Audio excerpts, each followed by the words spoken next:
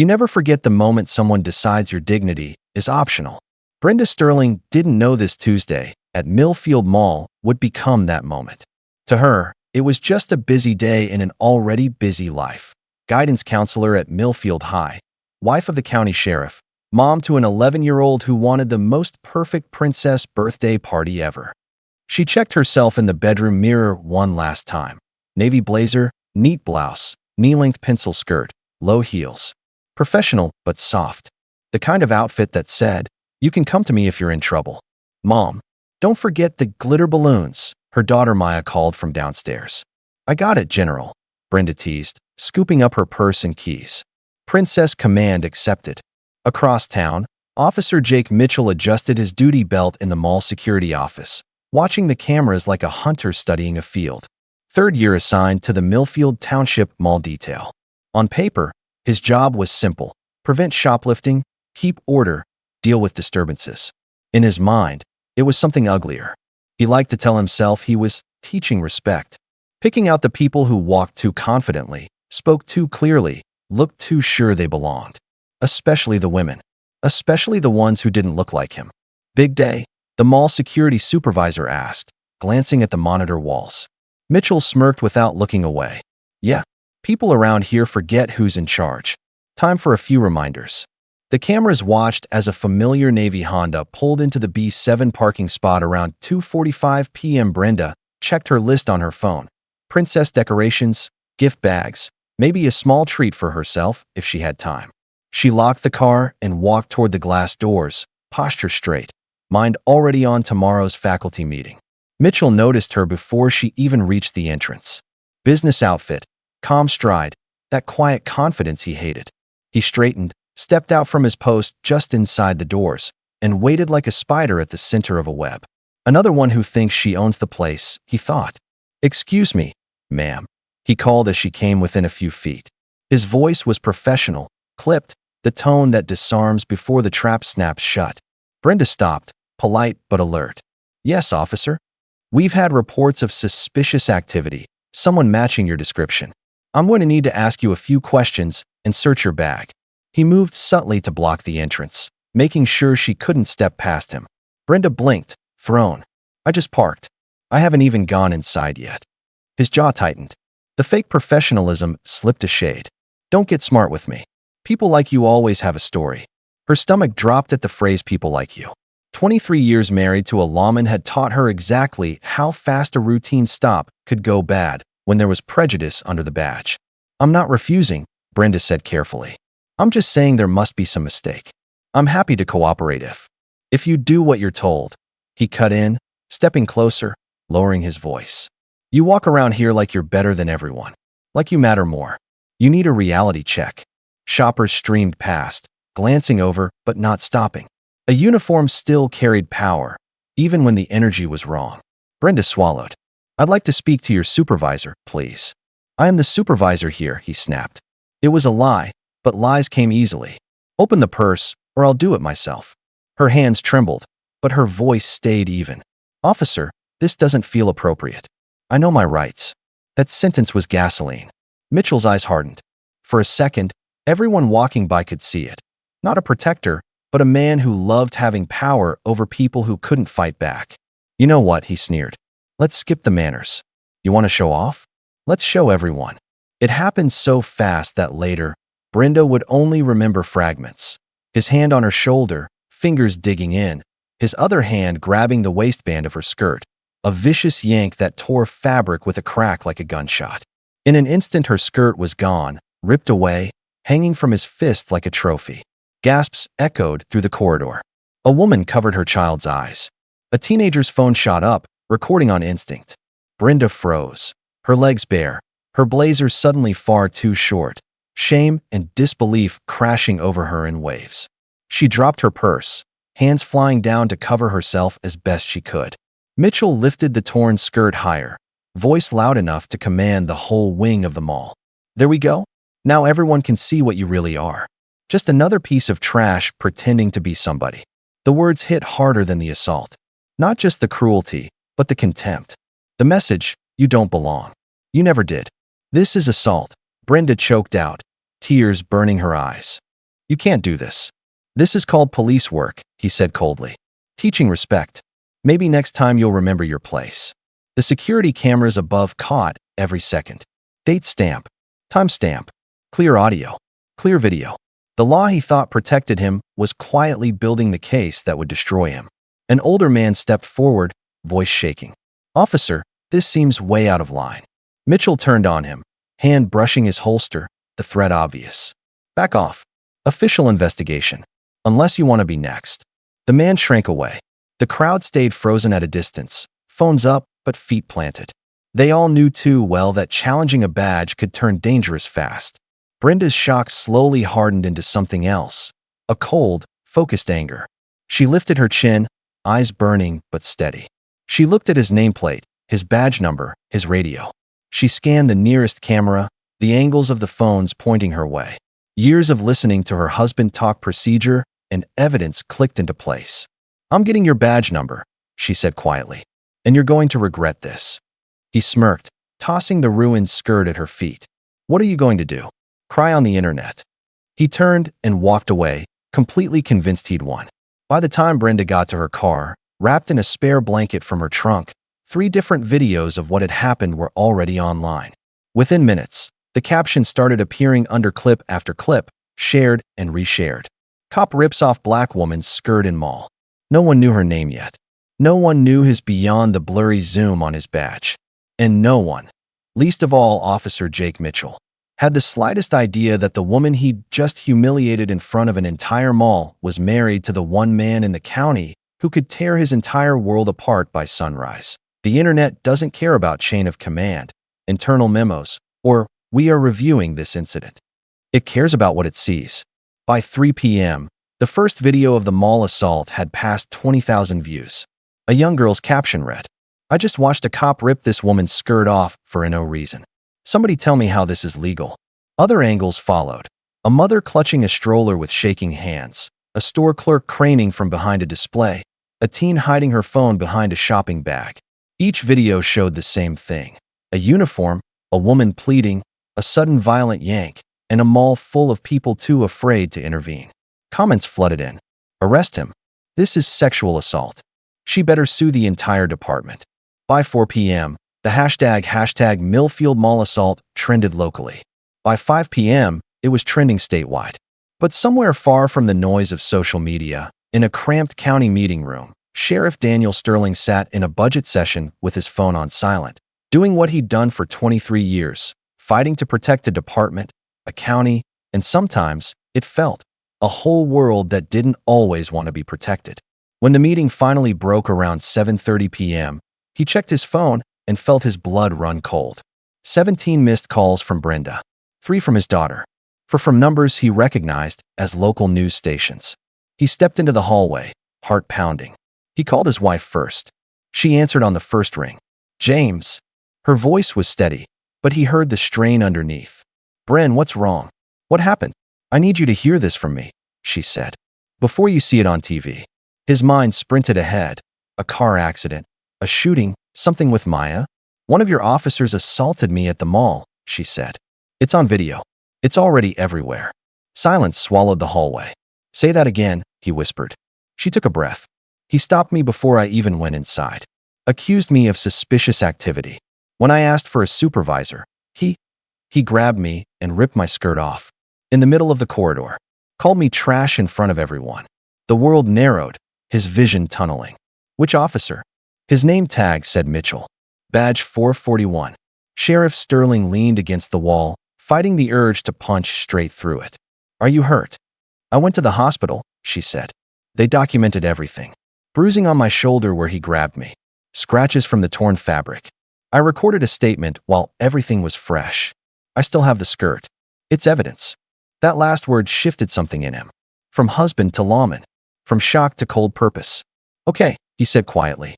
You did everything right. Listen to me, Bren. From this moment, you are not just my wife.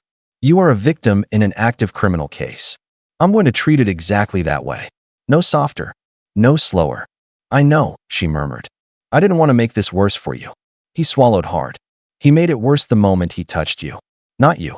He ended the call, forced his shaking hands to still, and opened one of the links a reporter had texted. The video filled his screen. He saw his wife walking up to the mall, looking exactly the way he'd seen her leave that morning.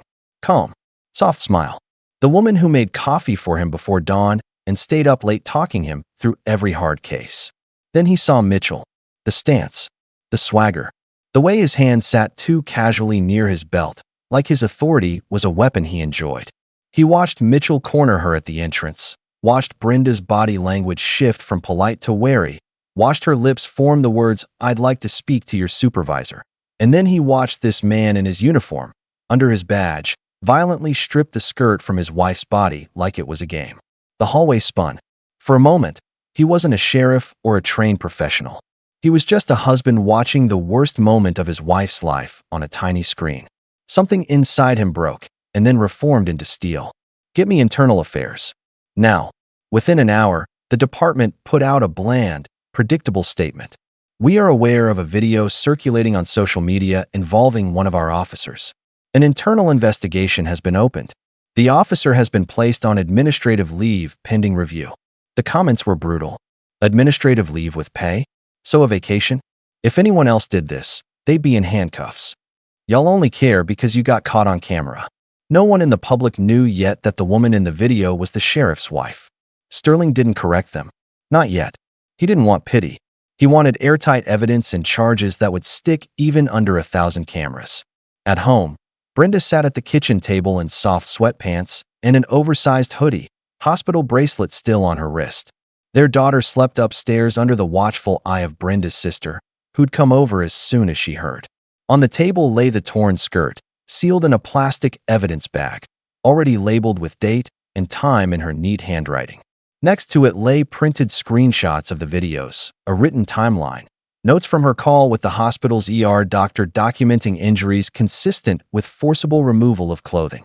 When her husband walked in, his eyes were rimmed red, his shoulders tight. He didn't touch her right away. He sat across from her, as if interviewing a witness, because he knew if he reached for her, he might not let go. "I'm going to ask you a few questions," he said softly. "On the record. You understand?" She nodded. "I started my own recording," she said, tapping her phone. "It's all here." He listened as she went through every detail, the exact words used, the time on the clock when she parked, the position of the cameras. He took his own notes, mind already mapping out who he'd have to call, which agencies had to be involved so no one could claim favoritism later. When she finished, he finally let himself become just James again. He reached across the table, took her hand, and kissed her knuckles. "I'm so sorry," he whispered. "I am so sorry he did this wearing my badge." "He did it wearing his own choices," she replied quietly. "You're going to show people that matters." At 9:30 p.m., Sheriff Sterling stepped in front of a bank of microphones at a hastily called press conference. Reporters expected another vague statement, another promise of an internal review that would end in policy changes and no real consequences. They got something else. "This afternoon," Sterling began, voice steady, "an officer from my department engaged in conduct that was not just unprofessional, not just excessive, but criminal." Murmurs rippled through the crowd. "The woman in that video is not some stranger to me. She is my wife, Brenda, and what he did to her, he has done to other women, women who did not have a sheriff waiting at home." Cameras clicked like hail on a roof. "I have already removed that officer from duty," he continued. "As of tonight, I am recommending state charges for sexual battery and abuse of authority. In addition, I have contacted the Department of Justice and requested a federal civil rights investigation into my own department." A reporter called out, "Sheriff, aren't you afraid of political consequences?" Sterling looked straight at the cameras. "There is no political consequence worse than letting a predator hide behind my badge." And somewhere in a quiet apartment across town, an exhausted woman named Carmen watched the press conference with tears streaming down her face. A year earlier, an officer with the same last name had accidentally torn open her blouse during a mall stop, laughed when she cried, and told her no one would ever believe her story over his. Now, for the first time, she dared to hope that maybe this time someone would. If one woman speaks up, people call it a tragedy. If 8 women tell the same story, people start to call it a pattern. By the next morning, the videos had crossed state lines. National outlets ran the clip on repeat. anchors using phrases like disturbing abuse of authority and apparent sexual humiliation under color of law. In a glass-walled office hundreds of miles away at the Department of Justice's Civil Rights Division, Special Agent Olivia Hart sat watching the footage for the third time. "Run it back," she said. Her analyst rewound. The same scene played again. The stop, the argument, the violent rip. The look on the officer's face, not of fear or panic, but satisfaction. "This isn't a split-second decision," Hart murmured. "This is someone enjoying what he's doing." Within hours, she and a small team were on a plane to Ohio. They didn't fly out for every viral video, but a sheriff calling the feds on his own department? That was different. When they met with Sheriff Sterling, he looked like a man who hadn't slept, but had made every hard phone call anyway. On the table were printed reports, stills from footage, and a list of name and dates. "I need you to understand something," he said. "If this were just about my wife, I would still have called you. But I don't believe it is. We've had complaints about this officer before. They died in paperwork. I want to know why." Hart nodded. "That's why we're here." The first file she opened belonged to Carmen Ruiz. 8 months earlier, stopped in the same mall, accused of shoplifting before she even entered a store, reported that the officer had grabbed and yanked at her clothing, leaving her partially exposed in public. Complaint classified as miscommunication regarding search procedure. No discipline issued. The next file, Angela Thompson. 4 months ago. Similar story. Ripped dress. Public humiliation. Complaint resolved with a note. Officer followed department protocol. Complainant advised on appropriate behavior around law enforcement. Case after case. Black women, brown women, working class women, all alone. All described the same pattern. Verbally demeaned, physically handled, clothes torn or ripped under the pretext of searches. Hart felt her jaw tighten. Who signed off on these? The same signature appeared at the bottom of each internal review. Captain Richard Harlan, head of community compliance. "Give me his emails," she said. Digital forensics started combing through department servers. What they found made it clear this wasn't just one rogue officer. It was a culture. Emails from Harlan to Mitchell. "Your numbers look great. Don't let these complainers scare you off." Assertive tactics. "City Hall loves the law and order image. Keep the corridors quiet by any means necessary." Remember, they fear the uniform more than they love the cameras. In a spreadsheet labeled performance incentives, they found something else. A compliance bonus program that paid extra to officers who logged the most stops, searches, and enforcement interactions in high-traffic areas like the mall. Mitchell's name sat at the top of every monthly report. "This is a business model," Hart muttered. "Fear as a revenue stream." While the feds dug through files, Brenda did something harder. She walked back into the mall. Not alone this time. At her side was a DOJ victim advocate, a soft-spoken woman named Grace, and a female agent observing body language and layout. Security had closed off the corridor where it happened for maintenance. But the cameras overhead were still there. The scuff on the floor where her heel had caught when she stumbled was still there. The echo of her own humiliation seemed to hover in the air. "You don't have to do this right now," Grace said gently. "I do," Brenda replied. "If they're going to watch this in court, I want to be able to stand it without breaking." She pointed up at the camera that had caught the clearest angle. That one. It saw everything. The mall's head of security brought them to the surveillance room. Wall-to-wall screens. Digital archives. Rows of timestamps. "We pulled the footage for that day," he said nervously. "But we didn't touch anything else, like you asked." Hart nodded. "Now we pull more. Give me the last 18 months of every time Officer Mitchell was on this property." Hard drives hummed. Progress bars crawled. Hours of footage condensed into highlight reels of one man's pattern. Always circling the same demographic. Always pushing boundaries a little further. Always confident the uniform would shield him. Sometimes he settled for barking insults and threats. Sometimes he shoved women against walls and searched them with hands that wandered too far. And at least 8 times, there it was again. The same brutal gesture, the rip of fabric, the same vicious posture of a man who knew his victim's screams would die. In an empty file drawer. They called these equipment malfunctions in the reports, one agent said darkly, watching a blouse tear open on screen. Hart stared at the images. No, these were moral malfunctions. The equipment worked exactly like he wanted. Once again, the internet did what internal affairs had refused to. it believed vulnerable women. As Carmen and Angela and others recognized the officer in the viral clip, they came forward to the DOJ, voices shaking but determined. "He laughed when I cried," Carmen said in her interview. "He said I should have thought about that before acting like I owned the place. When I filed a complaint, they made it sound like I was the problem. After that, I stopped going out alone. I never told my kids the full story," Angela whispered. "They just know mommy doesn't feel safe in malls anymore. I want them to see that someone can hurt you in uniform and still go to jail for it." Every testimony was like another brick in a wall closing around Mitchell. When he was finally arrested, not quietly in a back office, but at the station in front of cameras, he sputtered the same lines that had been used to protect men like him for decades. "This is political. This is overblown. I'm the real victim here." But this time, no one bought it. Not with the videos. Not with the hospital reports. Not with the emails. Not with the bonus program that turned human dignity into a performance metric. And not with a sheriff standing in front of his own department, saying, "Take his gun. Take his badge. Put him in cuffs." Mitchell still thought, deep down, that something would save him. The union, the system, the same old stories. What he didn't see yet was that by ripping the skirt off the sheriff's wife, he hadn't just exposed her. He'd ripped the cover off his own entire conspiracy. When predators feel the walls closing in, they don't suddenly become honest. They get desperate. Mitchell's arrest sent a tremor through Millfield's old guard. For years, some officers had used assertive tactics as a thin coat of paint over raw abuse.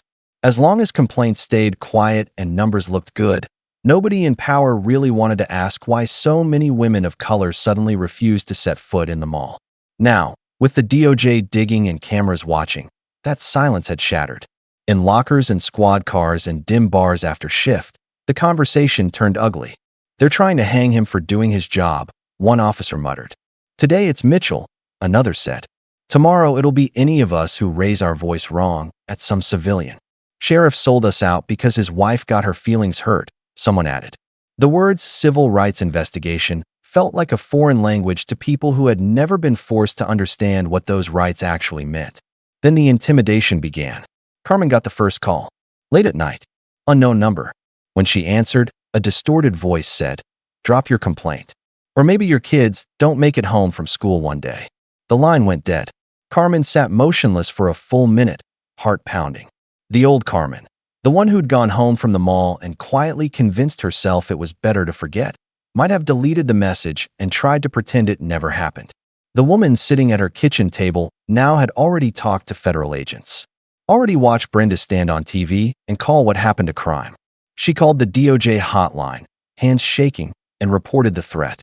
Within hours, agents traced the burner phone purchase to a store, and security footage identified the buyer as an off-duty officer who used to ride patrol with Mitchell. His arrest added a new charge to the growing case file: witness intimidation. Angela's harassment came differently. Anonymous social media accounts flooded her inbox with messages like, "Liar, slut, you're trying to destroy a good man's life." Some accounts sent pictures of her children pulled from her Facebook, captioned with veiled threats. Digital forensics traced the accounts back to IP addresses inside the police station. "It's like a nest of snakes," Agent Hart muttered when the report hit her desk. "Every time we reach in, we pull out more." Inside the department, good officers found themselves caught in the crossfire. Detective Sarah O'Neill, one of the few who'd quietly pushed for investigations into use of force complaints, came back from lunch to find her locker vandalized with the word "rat" scrawled in permanent marker. Her tire treads were mysteriously slashed a week later. "Careful whose side you're on, Sarah," a union rep murmured in the hallway. "Careers have a way of dying slow deaths around here." She stared him down. "If standing next to victims instead of abusers kills my career, maybe it deserves to die." Word got back to Hart. That afternoon, Sarah found a DOJ card on her desk with a simple handwritten note. "When you're ready to talk, so are we." The pushback wasn't just inside the station. It reached into politics and money. County commissioners wrung their hands in public about outside interference, while quietly threatening to freeze the sheriff's budget. A local talk radio host painted Sterling as a traitor to blue and called Brenda's assault a misunderstanding being weaponized for clout. "I spent 23 years telling my daughter to trust the police," Brenda said to a DOJ advocate one evening. Now my husband is losing funding because he finally refused to cover for one of them. Or, the advocate replied, he's finally proving to your daughter that justice matters more than uniforms, even when it costs you. For all the noise, something else was happening too. People were watching. A grocery store cashier quietly slipped Carmen a note that said, I saw your interview. You're brave. My sister went through something like that. Thank you. At school, when a kid asked why Maya's dad was in trouble on TV, another student spoke up. He's not in trouble. He's arresting the bad cop who hurt his mom.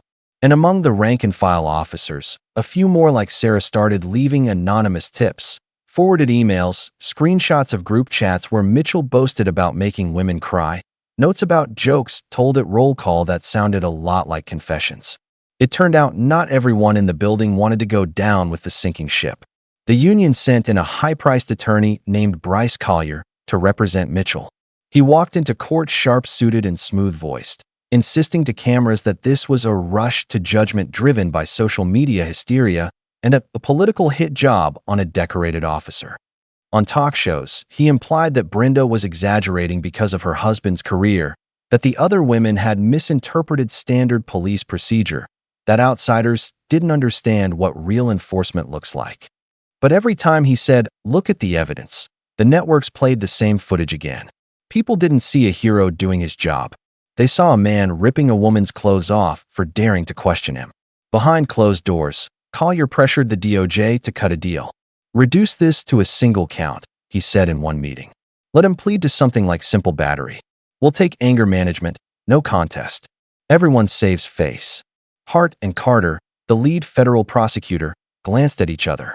You don't understand, Carter said calmly. We're not negotiating public relations. We're prosecuting civil rights crimes. And we're not doing it on just one woman's word. We have video. We have hospital records. We have 8 other victims with matching stories. We have your client's emails bragging about teaching women respect. Collier smirked.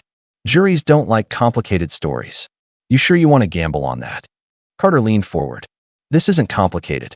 A man in uniform sexually humiliated women, again and again, because he thought no one could stop him.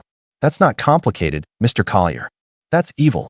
And juries understand evil. Mitchell, sitting beside his attorney, glared. You people are making me into a monster. You're ruining my life over a few rough stops. Carter met his eyes. You ruined your life the second you decided someone else's dignity was disposable. The intimidation campaign, the smears, the political pressure, all of it ended up doing the same thing, proving to the DOJ just how deep the rot went. Every threat, every anonymous message, every whispered warning about career suicide was added to a growing list of charges: obstruction of justice, conspiracy, retaliation. The louder the system screamed to protect itself, the clearer it became why women like Brenda and Carmen had never felt safe speaking up before. And the more ordinary people saw that ugliness exposed, the more they wanted to see something else too. Accountability. Not a transfer. Not a suspension. Real, visible, undeniable accountability. Mitchell still thought, somewhere deep down, that the system would snap back to normal eventually. That this storm would pass and he'd get his job, his status, and his smug little smirk back. He hadn't yet understood the single most important fact of his new reality. This time, the people he'd hurt had something he couldn't intimidate. They had the truth, and they had the federal government. If secrets are the bricks of a conspiracy, arrogance is the hammer that eventually cracks them. As the DOJ's investigation deepened, one question kept returning. Was Mitchell just a lone monster, or the point of a spear? Financial audits answered part of it. The compliance bonus program, funded partly with state money and partly with a federal grant meant for community policing, had quietly funneled thousands of dollars to officers who logged the most enforcement interactions in certain neighborhoods and at the mall. Civilian complaints spiked in the exact same places bonuses were highest. Emails filled in more. Keep those stop numbers up. Don't let them get too comfortable. If they're scared of the badge is doing its job. Then came the real breakthrough, Mitchell's own phone. When agents seized it under warrant, they expected texts and maybe some photos. What they didn't expect was a folder labeled Training containing dozens of voice memos, Recordings Mitchell had made of locker room conversations and off-the-record talks, at first as insurance, later as twisted trophies. On one recording, he bragged to another officer, "You just grab the skirt and yank, man." They freak out, they cry, but they always shut up after. They know nobody's taking their word over ours. In another, a superior laughed and said, "Just make sure the cameras catch him looking mouthy first. Gives us cover." Listening to those recordings in a conference room, headphones on, Carter felt a familiar cold fury settle in her chest. "How much do we have?" she asked the tech. 18 months, he replied. He recorded everything. He thought he was smart. Turns out he's our best witness. Armed with that, the DOJ applied for broader wiretaps. Soon, phones inside the department, union offices, and even some local political offices were legally monitored. What they captured over the next weeks turned a horrifying case into an undeniable one. A captain worrying that if Mitchell went down, we all go down. A union rep urging pressure on victims' employers to make them too busy surviving to testify. A county commissioner asking if there was any way to pull the sheriff's funding until he remembers where his loyalties lie. Every call, every chat, every off-the-record plan to discredit Brenda or frighten Carmen or teach the feds a lesson stacked into a mountain of evidence. Mitchell, meanwhile, sat in jail growing angrier and more convinced of his own victimhood. "They're treating me like some kind of serial predator," he ranted to his attorney on a recorded call. "I just did what everyone does, and I did it better. We're cops. We're supposed to scare people." That, Carter later noted, is the exact sentence that will play at your sentencing hearing. When the grand jury finally convened, Carter laid everything out: the videos, the hospital reports, the bonus spreadsheets, the emails, the recordings, the threats. She didn't invoke politics or hashtags. She invoked the law, specific statutes about color of law abuses, civil rights deprivations, sexual battery, conspiracy, witness tampering. The grand jurors watched Brenda's footage in silence. They listened to Carmen's trembling voice describe her night terror. They heard Mitchell's own chuckle as he bragged about making women cry. Indictments came back on all major players. Multiple counts for Mitchell, including civil rights violations and sexual assault under color of law. Conspiracy and obstruction charges for Captain Harlan and several others. Misuse of federal funds and obstruction for the official who'd signed off on the bonus program. Witness intimidation and retaliation charges for the officers behind the threats. The old narrative, just one bad apple, collapsed under the weight of their own words. When the indictments were unsealed, Millfield woke up to a different reality. Mugshots of men who'd worn uniforms for years now appeared on the evening news under headlines like "Civil Rights Conspiracy Exposed."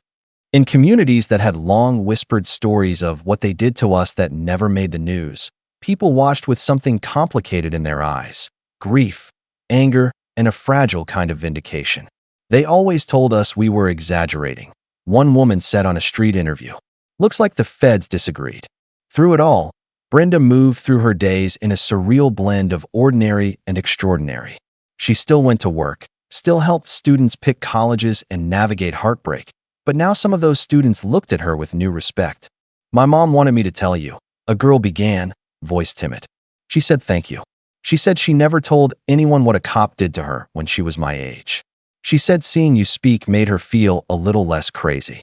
Brenda swallowed tears. "Tell her I said she wasn't crazy. She was failed. That's different." At home, she and James had hard conversations about what justice actually meant. "What if they get less time than they deserve?" she asked one night, staring at the kitchen table where her evidence had once sat. "Then we still showed the world what they did," he replied. "We proved the system can work differently when people refuse to lie for it. And if they get real time?" He looked at her. "Then we send a message to every badge that thinks fear is a weapon and women are collateral. Trials are not movie scenes. They are long, slow battles of patience, detail, and endurance." When United States versus Mitchell et al. Finally went to court, the nation had already formed opinions. Clips had circulated for months, pundits had talked themselves hoarse, and every side had claimed the case proved something about America. But inside the courtroom, none of that mattered as much as the basics: facts, law, witnesses, and truth. Brenda sat on the witness stand in a simple dark dress, hands folded, voice calm. She told her story again, this time under oath, in front of the man who had tried to reduce her to an object in a corridor. She didn't raise her voice. She didn't cry. The hardest part wasn't the moment he grabbed my skirt, she said, looking at the jury. It was the way he smiled like it was his right. Like I should be ashamed, and he should be proud. That's why I'm here. Not because I like being on TV. Because I don't want my daughter to grow up thinking that smile is normal. Carmen followed. Angela followed. Each woman told a similar story in different words. Each one had receipts now, medical reports, complaint filings, and now the DOJ's mountain of evidence backing what had once been dismissed as attitude problems or miscommunications. Defense attorneys tried every angle. Isn't it true you raised your voice first? Isn't it possible this was just a misunderstanding? Isn't it possible the clothing tore by accident? Carter's redirect was simple. Is there anything accidental about someone calling you trash while tearing your dress open in public? The recordings played next. Mitchell's voice filled the courtroom, bragging, mocking, planning. Every chuckle felt like another nail in his own coffin. When the captain's emails appeared on the screen, praising compliance numbers, encouraging officers not to back down because of complainers, brushing off the first complaints as noise, the jurors watched without blinking. It took them less than a day to convict on the major counts. Sentencing came weeks later, but in some ways, that wait allowed the weight of the verdict to sink in. On the day of, the courtroom was packed. Community members, reporters, officers from other departments quietly watching to see if this was a real turning point or just a show. Mitchell stood in his jumpsuit and shackles as Judge Reyes read through the list of crimes. Civil rights violations under color of law, sexual battery, conspiracy, and obstruction. The law gave you authority, the judge said. You used it as a weapon against those you were sworn to protect. You did not act in fear. You acted in cruelty. You did not make a mistake. You made a choice, again and again. Mitchell tried one last time to paint himself as the victim. My life is ruined, he said. I've been dragged through the mud. I just did what I thought I had to do to keep order. The judge shook his head. You did what you wanted to do because you believed no one could stop you. That belief ends today. He sentenced Mitchell to a long stretch in federal prison, real years, not months, with no early release. The captain and others received their own heavy sentences. The federal grant abuser got time plus fines and permanent bans from public service. Outside the courthouse, cameras once again waited. But this time, the viral moment wasn't a rip and a scream. It was Brenda stepping to the microphones, not as the sheriff's wife or a nameless victim, but as a woman who had helped drag a hidden culture into the light. I want to be very clear, she said. Today is not a celebration of anyone's suffering. Prison is not a party. It is a consequence. These men chose to turn their uniforms into shields for their cruelty. The law has reminded them that a badge is not a magic spell. It does not make evil right. This isn't just about me, she continued. It's about every woman who went home ashamed when she should have been outraged. Every person who stayed quiet because they thought no one would believe them. To you, I want to say, I believe you. The law can believe you. And if the people in charge don't, you go over their heads until you find someone who does. Sheriff Sterling stood behind her, not as the star of the moment, but as proof that sometimes the system can choose to clean itself instead of doubling down on corruption. In the months that followed, Millfield's changes went deeper than press conferences. Body cameras became mandatory, with strict rules about when they could be turned off. An independent civilian review board was created, with real power to recommend discipline and refer cases to outside prosecutors. The compliance bonus program was scrapped, replaced with incentives for de-escalation, community trust scores, and successful conflict resolution without force. Some officers quit, ranting about new rules and softness.